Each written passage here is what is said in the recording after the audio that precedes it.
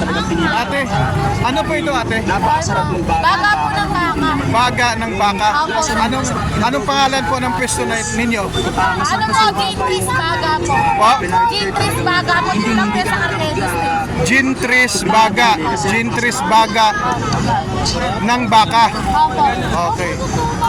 So ayan mga idol, dito tayo ngayon sa Quiapo, Maynila at ang bagong nagtitrending ngayon na Gintris Baga ng baka. Ayan, baga ng baka. Ayan at ito, mga idol oh. Nilalaga po namin siya tapos hiwain, i-adobo. Basta yan, piprito na siya. Mga ilang oras nilaga yun, boss? Ay, 3 oras po nilalaga po kasi baka po kasi talaga siya.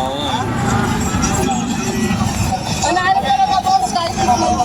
Walang problema. Araw-araw kami. Nakakain ng kilo kanya. 60 isang kilo, 60 ang kilo sa isang kalat. Tapos mga ilang kilo. Gintris no? 3 years na Gintris Baga. Okay. kami alam ko mga alas 12. Pauwi kami. Another food trip din na naman tayo. Nakatikim ka na ba ng baga ng baka? Masarap, malasa at talaga namang bumatig gutom sa taas. Street foods na talaga namang malasa at talaga namang bumatig gutom sa taas. Street foods na talaga namang babalik-balikan. At sa murang halaga nga lang ay matitikman mo na ito na may sukang manamis-namis at talagang pinag-isipan. At ang balita ko nga ay nakakaubos lang naman sila na may 60 kilos everyday.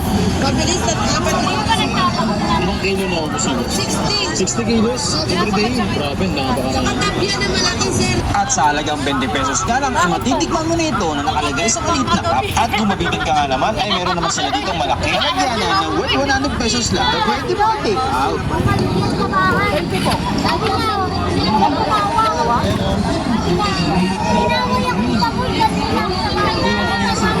Masarap sir. Sa mga idol, sila dito nga tayo ngayon sa may Quiapo, Manila. Dapat tayo nga tayo. Makikita nyo na talagang pinipilaan siya. Dahil napakasarap ng baga ng baka na tinitinda niya dito. Yung lasa nun guys, parang inadobo na siya. Tapos, masarap na suka pa yung kanyang pinartner. Talagang hindi ka talaga magpapabili na bumili kasi napakasarap. Napakasarap, baga ng baka. Ano to boss? Ano? Itong ligaw tayo na naman ito? Dabong. Ano na ang vision niyan? Damong legal boss. Boss, pwede lang boss, baga ng baka.